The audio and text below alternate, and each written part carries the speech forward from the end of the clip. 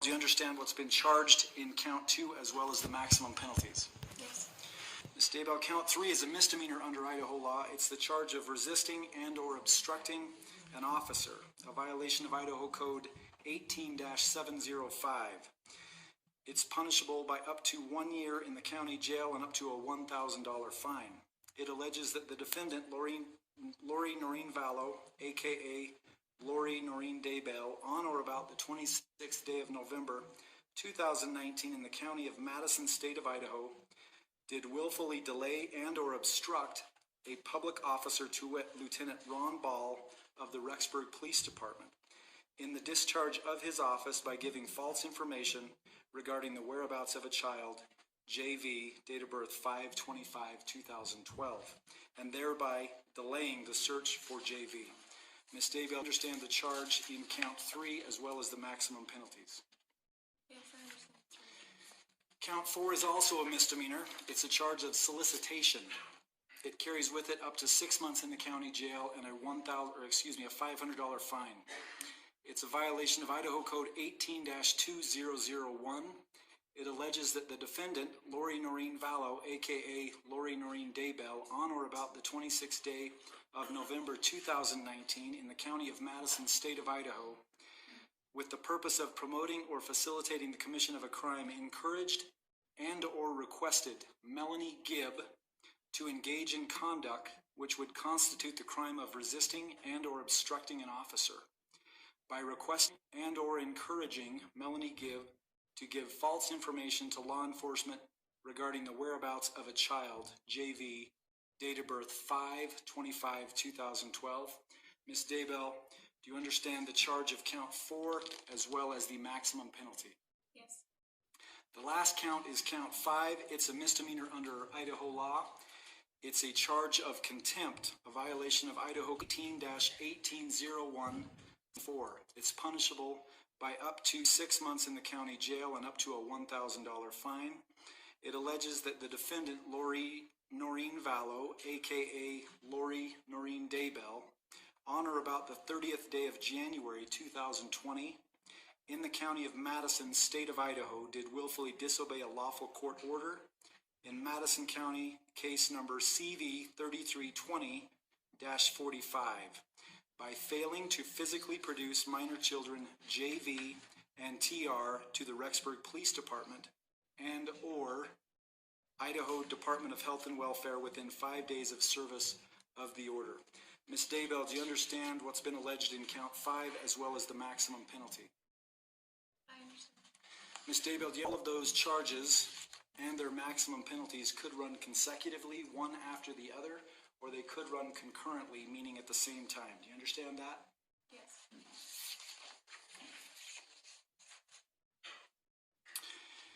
In addition to the rights form that you've already filled out, pursuant to Idaho Criminal Rule 5, I'm also going to give you the following rights. Number 1,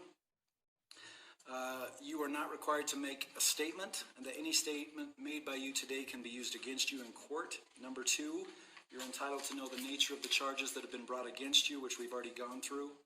Number 3, you are entitled to bail. You have a right to bail. Number 4, you have the right to be represented by counsel. Number 5, you have a right to a preliminary hearing. That preliminary hearing must be set within 14 days if you're incarcerated. It can be set within 21 days if you're not incarcerated. That preliminary hearing is a probable cause hearing where the state will have the burden of showing probable cause that the 2 felonies have been committed in order for you to be bound over to the district. To communicate with counsel and immediate family, and that reasonable means will be provided for you to do so. Do you understand those legal rights, Ms. Daybell? All right, Ms. Daybell, now we'll schedule the preliminary hearing.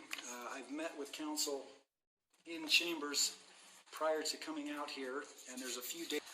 Mr. Wood, on behalf of the state needs approximately 2 weeks to be ready. Is that correct? Yes, Your Honor.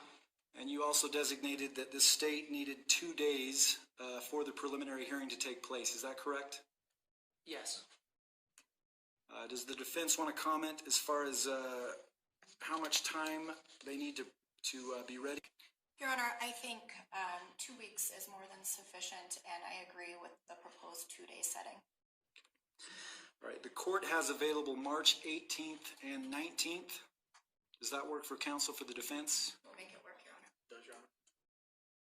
Your Honor, the state may have an issue getting one of our witnesses in Hawaii on the 18th.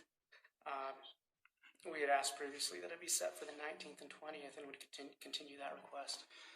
Mr. Wood, if we made some arrangements so that if your witness could only be here by the 19th, that we allowed that witness to testify on the 19th, would that appease your concern? Yes, Your Honor.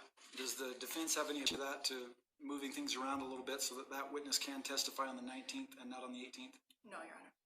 All right, we'll schedule the preliminary hearing for March 18th and 19th here at the Madison County Courthouse. We'll schedule that right at 9 a.m. The court notes that there was a motion for a bond reduction that was filed by the defense in this matter approximately 2 days ago. Has the prosecution received a copy of that motion to reduce bond? Yes, Your Honor. Mr. Wood, is the prosecution objecting to that being heard here today? No, you're not. No, we're not, Your Honor. All right, we'll hear the motion to reduce bond then today. Ms. Elcox, are you going to be arguing that? Yes, Your Honor. You may proceed with your argument. I want you to know that I have reviewed your motion. I've also reviewed Title 19, Chapter 29, and Idaho Criminal Rule 46. Thank you, Your Honor. Your Honor, we are asking that the court today set bail in the amount of $10,000 consistent with what Lori's attorney in Hawaii requested. In the event that the court is not inclined to set bond in the amount of $10,000, we are asking that the court consider $50,000 in this case. Lori is presumed innocent as she stands before the court today. The fact that she is presumed innocent is not a loose guideline. It's a foundational principle of the American criminal justice system. Under both the 8th Amendment to the United States Constitution and Article 1, Section 6 of the Idaho Constitution, excessive bail is prohibited. Judge, you are the gatekeeper in this case. You're the guardian of the presumption of innocence and the constitutional rights afforded to Lori. This is not a court of public opinion. This is a court of law. And are we going to let our citizens' rights be dictated by what appears in the media? Bail must be set in an amount that assures Lori's appearance in court, commensurate with the charges that she is actually facing today in court. A $5 million bond is unreasonable, it's astronomically excessive, and is the functional equivalent of holding Lori without bond. This is a violation of Lori's constitutional rights. I can tell the court that in my almost decade of practice and a defense attorney, I have never seen the crime of desertion charged. This is because a ban generally dealt with under the Child Protection Act, not the criminal code. But even under the desertion criminal statute, which Lori has been charged with and faces these charges here today, the maximum fine, as Your Honor said today in court, that can be ordered is $500. Yet her her bail is set at $5 million, 10,000 times the maximum fine in this case. In a recent Madison County murder case, the bond was set at $1 million. In the 5 counts the court read today, there is not one allegation of a crime of violence. A bond set this high denies Lori due process and fundamentally deprives her of her ability to meaningfully participate in the defense of these allegations she faces.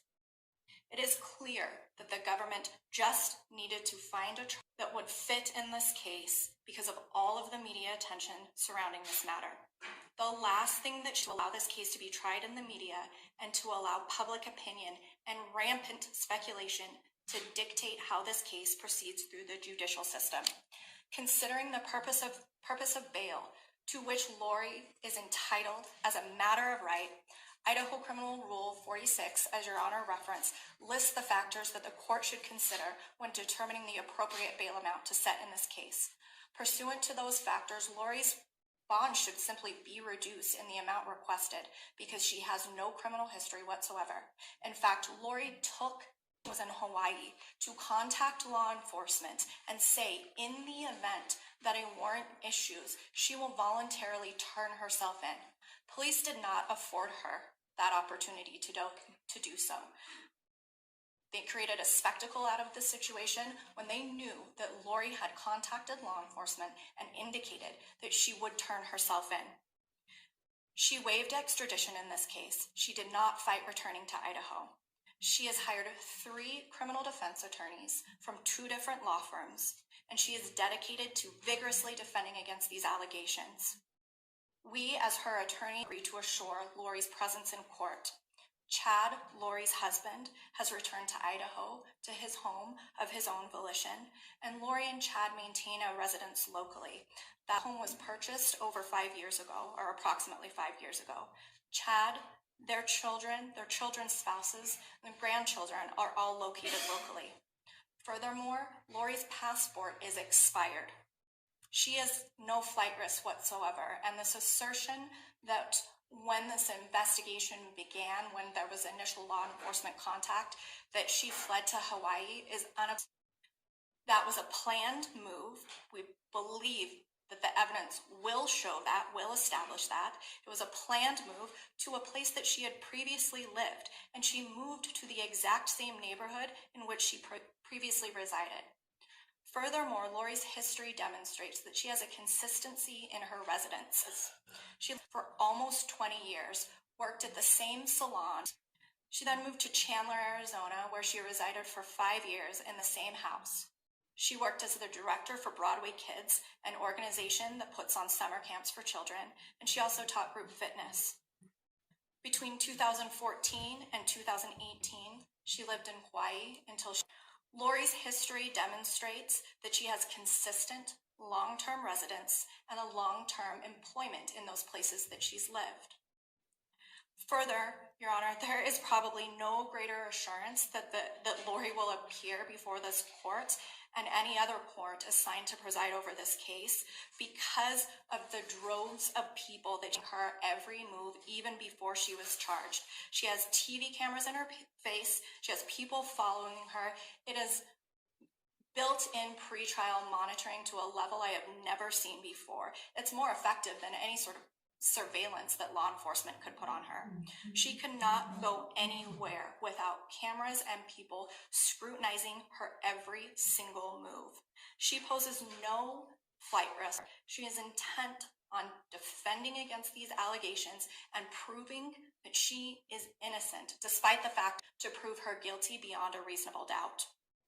If the intent of the high bond as originally set in this case was to ensure that Lori was transported back to Idaho, she is back. And as I stated, she is eager to defend against these charges. Regardless as to whether she has been tried and convicted in the court of public opinion, Your Honor, here today, Lori is innocent. Lori will absolutely abide by any pretrial release conditions, any sort of monitoring that the court requires, but there is simply no basis for a bond this high, and it must be reduced given the charge. I ask that you grant the defendant's request to reduce bond. Ms. Elcox, just so I'm clear, if your client were to bond out, I don't need her address, but where would be her expected place of residence be? She'll be residing locally, Your Honor. I can provide that address to the court under seal if the court would like to do so, but given the media attention, I would rather not put that on the record. I understand. Thank you. Mr. Wood, do you wish to be heard? Yes, Your Honor. I'll address counsel's comments first on how we got here and why the bond for the bill was set at what it's at. This case didn't start as a criminal case, Your Honor. It started as a report of 2 missing children who were still missing. November 25th, Rexburg Police, late in the day, get notice that this young child is missing. Within 24 hours, they respond. When they respond, they're given verifiably false information by the defendant. And so the next day they obtain warrants. and to search the residence for the child. And at that point, the defendant is gone. Now, they say it's a planned move. Maybe they did plan to move to Hawaii. However, they clearly left very quickly as soon as they were contacted by law enforcement. The vast majority of their belongings were still in that apartment. And so, investigation continued. A Child Protection Act was filed, and an order was given for Lori to produce the children, for the defendant to produce the children, which she did not do. I'll address this issue that she informed law enforcement that she would turn herself in. It's kind of hard to trust someone to turn themselves in on a warrant when a simple welfare check caused that person to leave. Your Honor, as counsel stated, Idaho Criminal Rule 46 lists the factors to be considered at setting bail. So we'll go down through those. The defendant's employment status and history, as far as we're aware, no argument can be made that she's at a risk of losing employment. Their financial condition, we are aware that the defendant's new husband received a substantial sum of life insurance proceeds from the death of his wife last October. Obviously, those funds provide them with the ability to relocate quickly and to stay away from Idaho, which we believe they've already done. The nature and extent of the defendant's family relationships. The defendant's only family here is her new husband. And it's important for the court to consider that at a bail reduction hearing in Hawaii, very recently, the defendant's attorney represented to the court that her husband lived in Hawaii, not in Idaho. Now, we understand that the defendant does have a house here, close to here. However, the fact that the defendant represented to a Hawaii court that they lived in Hawaii shows that they consider their ties not in Idaho, but in Hawaii. And in terms of her past residences, if we go back to the last year, it gets a little more concerning. In regards, since this last summer, the defendant has lived in Arizona, Idaho, and Hawaii. And quite frankly, the circumstances under which she left Arizona, which was soon after the killing of her estranged husband by her brother, and the circumstances in which she left Idaho, which was the same welfare check on her, give the state serious concern that she is a flight risk. Factor 4 is the defendant's character and reputation. Since this last summer, there has been a clear and alarming pattern in the defendant's life. There are literally 3 investigations of suspicious deaths that she is related to, and I want to be clear, Your Honor, we're not saying she's been charged in those, and we're not saying the court should treat her as such. However, she is related to each of those deaths, and it is alarming to the state. As we've said before, Your Honor, the defendant tried to mislead Rexburg law enforcement about the whereabouts of her children. In furtherance of that, she tried to convince a family for children who were with her in Arizona, even though they weren't. And that, Your Honor, the defendant has a history of defying court orders. In the child protection case associated with this case, she refused to produce her children as ordered. In a 2009 child custody case in Travis County, Texas, the defendant was found guilty of 7 different counts of civil contempt. Factor 5, the persons who agreed to assist the defendant in attending the court at the proper time. Again, Your Honor, that's pretty much limited to her new husband. And due to the fact that he and the defendant left so abruptly before, we don't have a lot of assurance from that. Factor 6, the nature of the current charge and any mitigating or aggravating factors that may bear on the likelihood of conviction and the possible penalty. In regard to those factors, first point out the language of Idaho Code 18401, which states that it is a felony for anyone having a child under the age of 18 years dependent upon him or her for care, education, or support, who deserts such child in any manner whatever with intent to abandon it is a felony. In any manner whatever. That's a broad statute, Your Honor. It's broad because So the aggravating factors bearing on the likelihood of conviction in this case include the following. The defendant established a residence in Madison County, Idaho, with 2 minor children. Those children ended up being reported as missing, and the defendant left the state without them. The defendant defied a court order to produce those children. One of those minor children is only 7 years old and has special needs which require medication and medical attention. Both of the minor children received Social Security benefits, and the defendant continued collecting the children's Social Security benefits into her own account, both after the last known sightings of the children in Madison County and continuing into Hawaii. And it's important to note that case law related to the desertion of a minor child and Idaho Code 19302 make it jurisdiction over acts of desertion both here in Madison County and continuing into Hawaii. And the most aggravating factor, Your Honor, one that's quite frankly heartbreaking and is the reason why there's so much media attention, is that the children are still missing. And the defendant has not only misled law enforcement in their efforts to find the children, but she has completely and utterly refused to aid in any attempts to find the children filed. Another factor bearing on the likelihood of conviction is that Idaho Code 18403 and 18405 and case law related to the statute under which she was charged make it clear that proving abandonment or desertion is prima facie evidence that the desertion was willful to obtain a conviction. In regards to the sentence, should the defendant be convicted, and we believe she will, the defendant could face up to 30 years in prison, which is certainly motive to flee. As far as the defendant's prior criminal record, Your Honor, as we aren't aware of any criminal history. However, as we discussed earlier, history of defying court orders. Factor number 8, any facts indicating the possibility of violations of law if the defendant is released without restrictions. And Your Honor, we would just say past behavior is the best predictor of future behavior. She's already disobeyed this court's order, and so we have no reason to believe that if she were released that she wouldn't continue in unlawful behavior.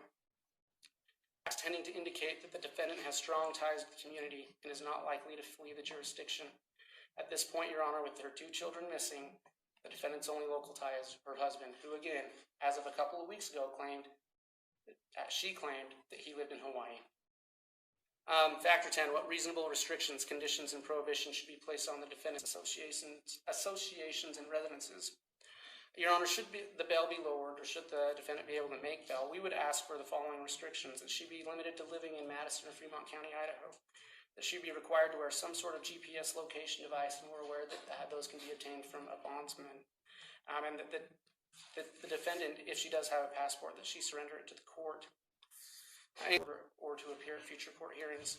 The state believes that bail should be confirmed where it is. We have no confidence that the defendant will stay in the area and appear for future hearings should she be released.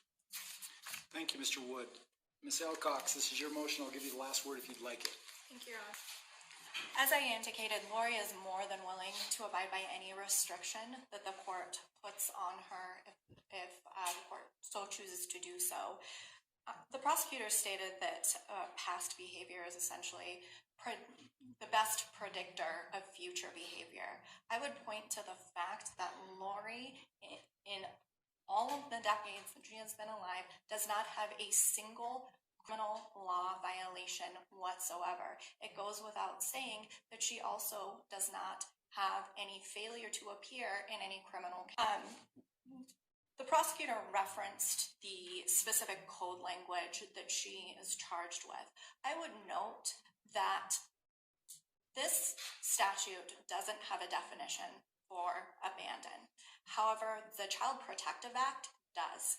And in those statutes, the prima facie evidence of abandonment is established when there hasn't been the parental relationship hasn't been maintained for a year.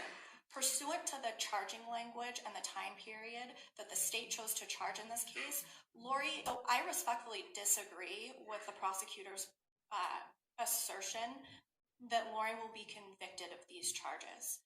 I've represented to the court as I have a duty of candor to Lori will be residing locally, and as I indicated, I'm happy to provide that address to Your Honor under seal to protect Lori in this case. The prosecutor has gone through a litany of allegations for which she is not facing any sort of criminal charges whatsoever, and not criminal charges in this case. Those should not be considered by the purposes of this case and setting bond pursuant to Idaho, the factors listed in Idaho Criminal Rule 46. We would ask that you grant the defendant's request and set bail as requested in this matter. Thank you, Ms. Elk. The court has listened carefully to the argument of both the state and the defense. The court has reviewed in detail and in full Rule 46 of the Idaho Criminal Rules. The court has also reviewed the Idaho Bail Act, Title 19, Chapter 20, specifically under 192904. It designates that the court may release a person on his own recognizance or set an amount of bail, and may impose any conditions of release. In May's determining, the court shall consider the following objectives. Number one, ensuring the appearance of the defendant. Number two, ensuring the integrity of the court process, including the right of the defendant to bail as constitutionally provided. Ensuring the protection of victims and witnesses. And number four, public safety. The court has taken all four of those factors into consideration, as well as all 10 factors under subsection C under the Idaho Criminal Rules 46. And based upon the argument that I've heard here today, the court is going to reduce bail. I'm going to reduce bail to the amount of $1 million. I recognize all of the factors that have been looked at here. One specific thing that the court notes in setting such a high bail amount is that there is a pin, and to my knowledge there has been nothing set forth regarding obedience to that court order pertaining to lining the court out with information on where the two children are at the Department of Health and Welfare or at the Rexburg Police Department. So with that, bail will be set at $1 million. If bail is posted, there will also be the following conditions that are ordered. Number one, there will need to be a waiver of extradition signed from any and all jurisdictions to be brought back here before the court. Number two, we require that Ms. Daybell not leave Bonneville, Jefferson, Madison, and Fremont counties. If she were to leave any of those counties while this case is pending without permission or authorization from the court, that would be a violation of the terms of bond.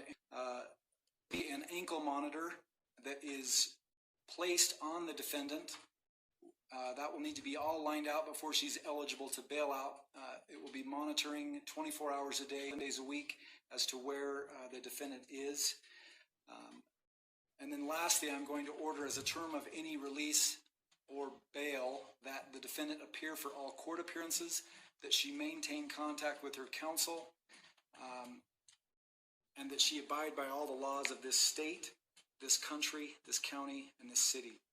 Mr. Wood, do you have any questions about my ruling regarding the reduction of that bail? No, Your Honor. Ms. Elcox. Just briefly, Your Honor, does the court have a specific form for the waiver of extradition you would like us to use? I think the jail has one. Does the jail have a form that they have? If you'll communicate with the jail, I think they do have a form. If not, why don't you submit the one after you've gotten approval from Mr. Wood? You can submit that after she signed it, and the court will review to make sure it meets my satisfaction. Yes, Your Honor. And do you have, would you like us to coordinate setting up the ankle monitor through the jail, or do you have a specific agency you would like us to use? You can coordinate with the jail and or the sheriff's office. They'll know that information. They may have someone that they usually use. I'm not sure of that. If you have a preference, you could provide that information to them. And if there's an issue, it can be brought before me for my approval. Any other questions? No, thank you. I believe that takes care of everything that we're here for today. In a moment, I'm going to leave. The audience is going to be asked to rise. I'm going to leave the courtroom. After I leave, I'm instructing everybody to be seated again. There will be the removal of the defendant from the courtroom, and then everybody will be excused row by row pursuant to court personnel here today. With that, we'll be in recess. All right.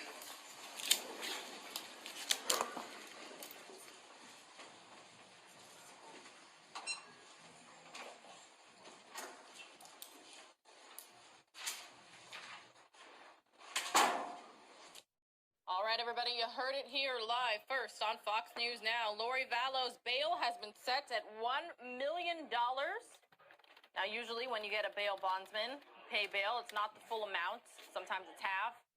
Depends. But regardless, if Lori Vallow makes bail or has somebody make bail for her, she is released. She's going to be required to stay in certain counties there in close proximity in Idaho. and she will have a 24/7 ankle monitor. So, friends, family, a lot of people just wondering where JJ and TYLEE are, those two kids who haven't been seen in months. I believe our Justin Lum said 6 months to be exact. Everyone's wondering, where's the kid? You saw her court appearance live right here on Fox News Now. In just moments, we'll at least see President Donald Trump touring the CDC testing facilities for coronavirus. We'll hang out here with this live picture in Idaho as long as we can. This is Fox News Now. Please like, share, subscribe. Let your friends, your family, your coworkers, your neighbors, everybody you know about us right here.